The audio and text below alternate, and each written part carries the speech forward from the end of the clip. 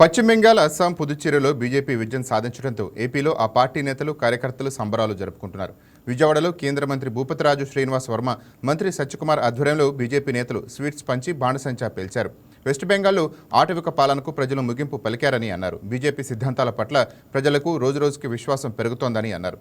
సబ్కా సాత్ సబ్కా వికాస్ నినాదంతో దేశంలో అభివృద్ధి జరుగుతోందని అన్నారు. ఎన్డీఏతోనే సుపరిపాలన సాధ్యమంటున్న కేంద్ర మంత్రి భూపతిరాజు శ్రీనివాస్ వర్మతో మా correspondent Prasad face to face. 5 రాష్ట్రాల అసెంబ్లీ ఫలితాలు విడుదలవుతున్న వేళ సంబరాలు అంబరాన్ని నడుతున్నాయి. ప్రజెంట్ మనతో కేంద్ర మంత్రి భూపతిరాజు శ్రీనివాస్ వర్మ ఉన్నారు. సార్తో మాట్లాడదాం. సార్, వెస్ట్ బెంగాల్లో బీజేపీ చిరకాల కోరిక అక్కడ అధికారంలోకి రావాలని ఎట్టకేలకు అది నెరవేరింది.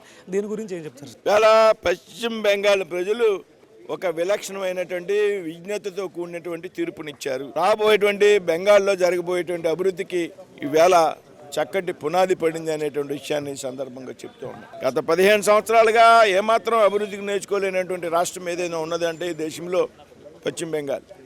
కేవలం ఎన్నికల ఆధారంగానే పనిచేస్తూ ఒక భయానక వాతావరణాన్ని సృష్టించి కేంద్రానికి ఏ రోజున ఏమాత్రం కూడా సహకరించకుండా కేవలం పశ్చిమ బెంగాల్ ప్రజల్లో రెచ్చగొట్టడం ద్వారా ఎన్నికల్లో అధికారం గత 3 ఎన్నికల్లో సాధించినటువంటి పార్టీ టీఎంసీ మమతా బెనర్జీ. కేంద్రం నుంచి పెద్ద ఎత్తున సహకారం ఆ రాష్ట్రానికి వచ్చినప్పటికీ కూడా ఆ నిధులను సైతం పక్కదోవ పెట్టించి కేంద్ర ప్రభుత్వ పథకాలను సైతం ఆ రాష్ట్రంలో అమలు చేయనటువంటి వ్యక్తి ఈ ముఖ్యమంత్రి దేశంలో ఎవరున్నారంటే పశ్చిమ బెంగాల్ ముఖ్యమంత్రి మమతా బెనర్జీ. అంతేకాదు దేశ భద్రతకు కొన్ని విదేశీ శక్తులతో కూడా చేయి కలుపుకున్నటువంటి ముఖ్యమంత్రి మమతా బెనర్జీ. ఏదైతే పెద్ద ఎత్తున బంగ్లాదేశ్ నుంచి అక్రమ వలసదారులని రాష్ట్రంలోకి చొరబాటునిచ్చి వారిని అక్కడ పౌరులుగా నమోదు చేసి ఓటర్ లిస్టులో నమోదు చేసి కేవలం వారి ఓట్ల ఆధారంగా మాత్రమే మమతా బెనర్జీ ఇన్నాళ్ళు కూడా రాజకీయం చేస్తూ వచ్చిందనేటువంటి విషయం మనందరికీ కూడా తెలుసు. దేశ భద్రతకు విచ్ఛిన్నం కలిగించేటువంటి శక్తులకి పశ్చిమ బెంగాల్ ఒక కేంద్రంగా మారింది. ప్రజలు వాస్తవాలు గ్రహించి ఈవేళ బీజేపీని ఊహించిన విధంగా 200 సీట్లతో గెలిపించడం అనేది భారతీయ జనతా పార్టీ చరిత్రలో ఒక సువర్ణాక్షరాలతో లెక్కించదగినటువంటి ఒక చారిత్రాత్మక అధ్యాయం. అంతేకాదు ఏదైతే వేళ భారతీయ జనతా పార్టీ మీ అందరికీ కూడా తెలుసు 1981లో భారతీయ జనసంఘగా ఏర్పాటైంది. ఆ తర్వాత కాలంలో 80లో పేరు మార్చుకుని భారతీయ జనతా పార్టీగా అవతరించింది. ఏదైతే 1951లో భారతీయ జనసంఘ్ పార్టీని స్థాపించినటువంటి వ్యక్తి శ్యామ్ ప్రసాద్ ముఖర్జీ ఎవరైతే ఉన్నారో 35 సంవత్సరాల్లోనే కలకత్తా యూనివర్సిటీ వైస్ ఛాన్సలర్గా పనిచేసినటువంటి వ్యక్తి. ఆయన ఒక సొంత రాష్ట్రం పశ్చిమ బెంగాల్. ఇన్ని సంవత్సరాల తర్వాత పార్టీ స్థాపించి 75 ఏళ్ళైంది. భారతీయ జనసంఘ్ని 1951లో పెడితే ఈవేళ 26లో ఉన్నాం.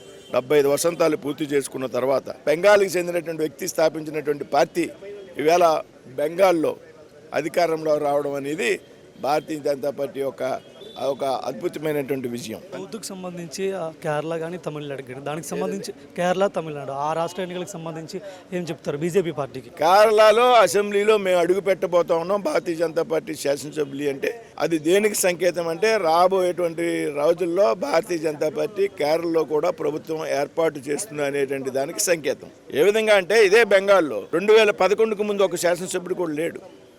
2011కు ముందు ఒక శాసనసభ్యుడు, 2016లో మాత్రమే 3 శాసనసభ్యులు బెంగాల్లో బీజేపీ నుంచి ఎన్నికయ్యారు. ఆ తర్వాత 2024లో 21లో దాదాపు 77 మంది 3 నుంచి 77 మంది శాసనసభ సభ్యులుగా మేము ఎన్నికయ్యాం. ఈవేళ 200 సాధించి అధికారంలోకి వస్తున్నాం. అంటే కేవలం 3 స్థానాలతో మాత్రమే భారతీయ జనతా పార్టీ ప్రస్థానం ఒక 15 సంవత్సరాల క్రితం పశ్చిమ బెంగాల్ ప్రారంభమైతే ఈవేళ 2-3 శాసనసభ్యులు కేరళలో కనుక అసెంబ్లీ పెడితే ఇది రాబోయేటువంటి రోజుల్లో కేరళలో కూడా మేము ప్రభుత్వం ఏర్పాటు చేస్తామనేదానికి ఒక సంకేతంగా మేమైతే భావిస్తాం. సో అది పరిస్థితి. 5 రాష్ట్రాలకు సంబంధించి ప్రధానంగా వెస్ట్ బెంగాల్లో విజయం సాధించినందుకు బీజేపీ సంబరాలు చేసుకుంటుంది. మిగతా తమిళనాడు, కేరళలో కూడా ఆశించిన స్థాయిలో అసెంబ్లీ స్థానాలు బీజేపీ పార్టీకి వచ్చాయని కూడా పార్టీ వర్గాలు చెప్తున్నాయి. వీడియో జర్నలిస్ట్ వెంకట్తో ప్రసాద్ ఆకుల, విజయవాడ నుంచి.